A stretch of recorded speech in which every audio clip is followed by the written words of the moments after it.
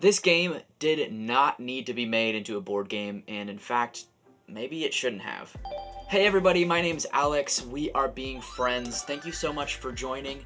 We are a channel dedicated to sharing with you how games are a great way to connect with other people. Make sure to check out the description below for the timestamps in this video if you want to skip around to different sections. But if you do watch through the whole thing, we want to say a huge thank you. It means a lot to us, it helps this video get to more people, and we hope you enjoy sticking around. Today we're looking at a rather surprising addition to the board gaming community. Stardew Valley, the board game, it was a surprise to me. I was just scrolling through my email and saw and immediately bought it. If you don't know a lot about Stardew Valley, I'm sure you do. It's a cult classic farming simulation game based on the old Harvest Moon games. And Concerned Ape, the developer, is a solo video game developer who blew the world away with his very charming, lighthearted, and fun video game about farming, and I'm really glad we bought it immediately because it went out of stock so fast, which is a huge shock. It's very surprising. Having just gotten this game in the mail a week ago, and to be honest with you, only having played it once, I wanted to share my first impressions with you guys so you could maybe get an idea if it's worth buying in the future. Stardew Valley is a co-op game for 1 to 4 players, and essentially, just like the video game, as a team you are tackling Grandpa's goals and trying to revitalize the community center in Stardew Valley. The way to do that? Well, there are a lot of things to do in this game. The rules are really simple. I'll go through them very quickly, but if you want to see a full video on how to play Stardew Valley the board game, go check out Tim Chuan's video where he explains how to get started with all the rules to Stardew Valley. He is an incredible content creator, has beautiful B-roll. He's going to show you a lot about how this game is played. He also has a gameplay video of a first season, which is basically a fourth of the game, to give you an idea of how the gameplay feels. So Stardew Valley takes place in 4 seasons, a full year, and in that year you're going to be tackling some goals from Grandpa, and you're going to be repairing 6 parts of the community center. In a turn you're going to be taking 2 actions. The only limitation here is that with those 2 actions you can take them both in one spot, or you can take in one spot, move to an adjacent spot and take the action there. So it's pretty wide open getting to start wherever, but there is that limitation of only getting whatever is in the vicinity around that first action that you take. Then you can go back to your house for a final end of turn action if you have the resources to complete one of those. So that's it, that's a turn, and you do that 4 times within a season, do the end of season actions, and then move on to the next season. Each season actually has some different main events that happen throughout. So in spring, you get a lot of rain, your crops will grow. In summer, you may see a lot more fish. In the fall, you actually start seeing the Joja Corporation tiles a lot more frequently. And then in the winter, you don't see any rain, no crops are going to grow then. And that's it. If you achieve all your goals before the end of the year, you and your team win. If not, you lose. And that's what happened to me. Again, I was like 1 turn away from winning, but by the end of the game, I had done so much fun stuff. I felt pretty satisfied. The game didn't feel terrible to lose. I didn't feel cheated. I definitely could see some of the strategy that I could have done better, and so I'm excited to play again. So playing it solo was a great experience for me. I'm excited to do it more. Adding more players, I'm kind of interested to see how that will flesh out. I could see 2 players, maybe even 3 players being a pretty great time, especially if everybody knows how to play. 4 players could get a little lengthy, I could imagine that. I'm interested to try it. That's probably how many players we'll have if we played on stream. I want to be honest with you guys about what I think about this game, about Stardew Valley. First off, I'm so excited about the theme. The game itself creates this very beautiful community that you get to engage with, to learn, to know, and it's so amazing to be a part of. That translates very well into the board game, I think. There's so much character and charm. There's a lot of things that you can do. Obviously, there's not any dialogue or anything like that, but there are still a lot of moments that I feel connected with the game. Maybe that's just because I've played the video game. I guess I can't really say for sure. It may only translate that familiarity because of the video game, so if you haven't played it, you may not have that same feeling. Let me know in the comments below if you have this game or it looks interesting to you and you haven't played the video game. Tell me what you think. I want to know if this game seems like it will be fun for you. So after learning all the different actions in the game, it was pretty clear what I needed to do to win the game, and that brings me to my next point. In co-op and solo games, you're obviously up against the system itself. You're up against the opposing forces within the mechanics to overcome your obstacles and achieve your goals, and sometimes that's more strategically focused, other times there's some randomness involved, and so I wanted to make sure that we talk about the randomness in this game. So some of the main actions in Stardew Valley are actually very dice related. So there's actually two sets of dice. There's the animal dice, which are extremely cute, and then there are the fishing dice, which I guess they're actually also used for mining. I think they're just called the Stardew dice, actually. I don't remember. Anyways, so some of the main actions like fishing and mining and tending to your animals are based on dice rolls. This actually, in some cases, felt pretty forgiving. In other cases, felt very unforgiving. Yes, there's some randomness. It's okay. It's not too bad. One of the things that I think is really interesting about this game is that there's so many things to do in the game.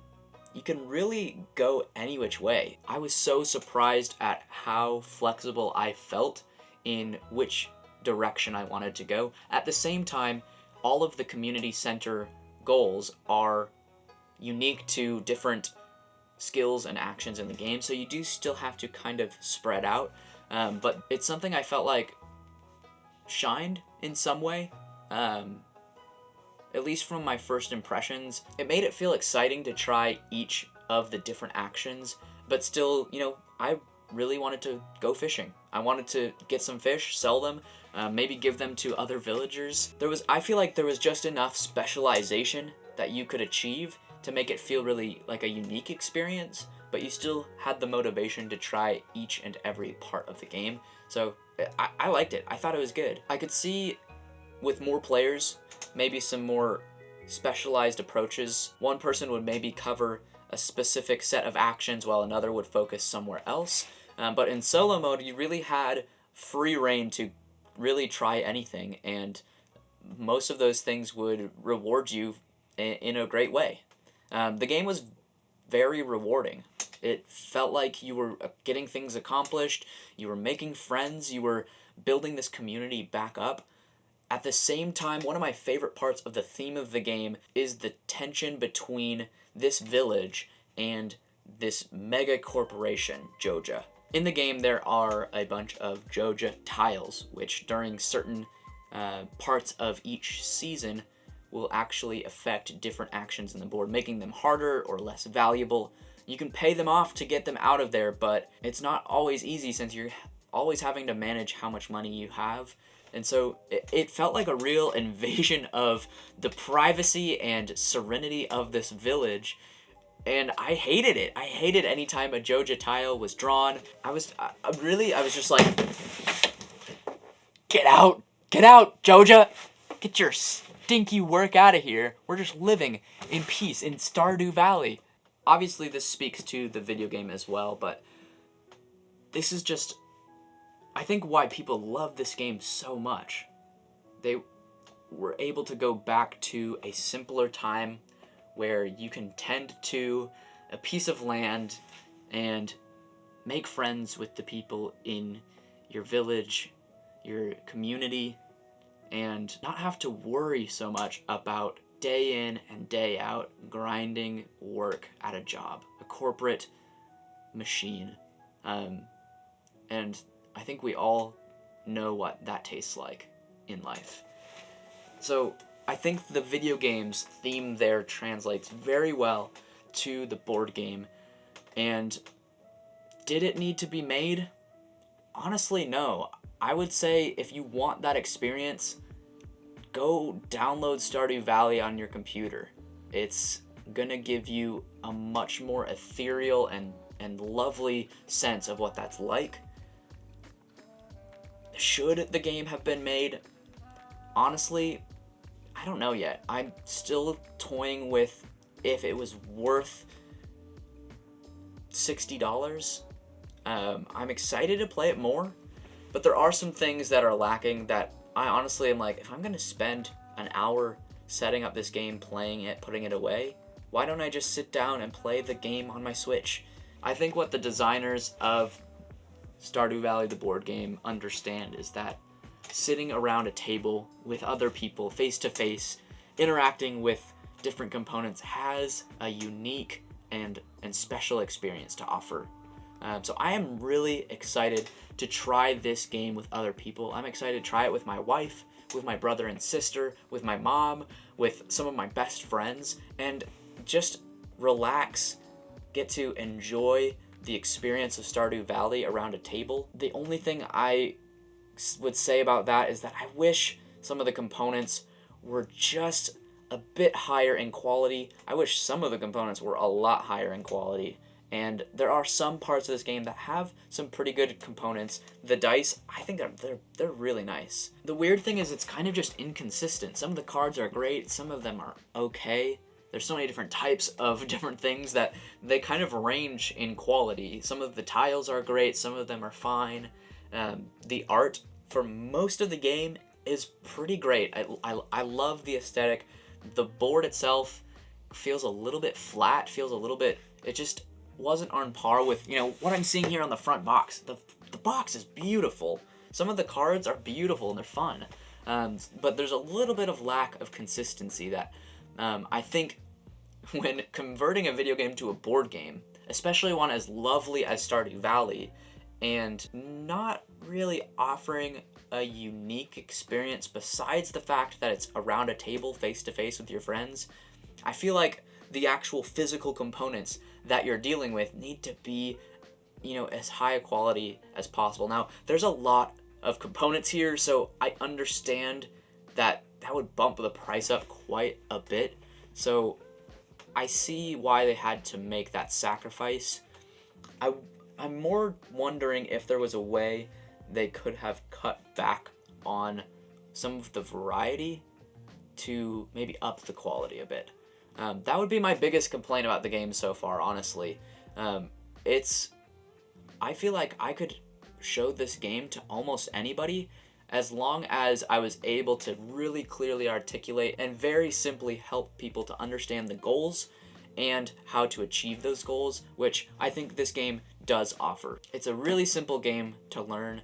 It creates a fun, very relaxing, easygoing experience, and it reminds me of a game I already love, I'm already excited to play, and I get to play that in a board game fashion.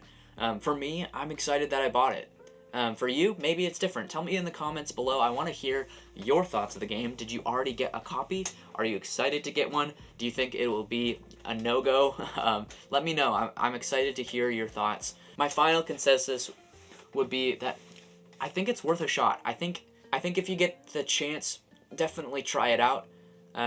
It may not be for everybody, but I'm excited that I was able to get a copy. So that was my first impressions of Stardew Valley, the board game.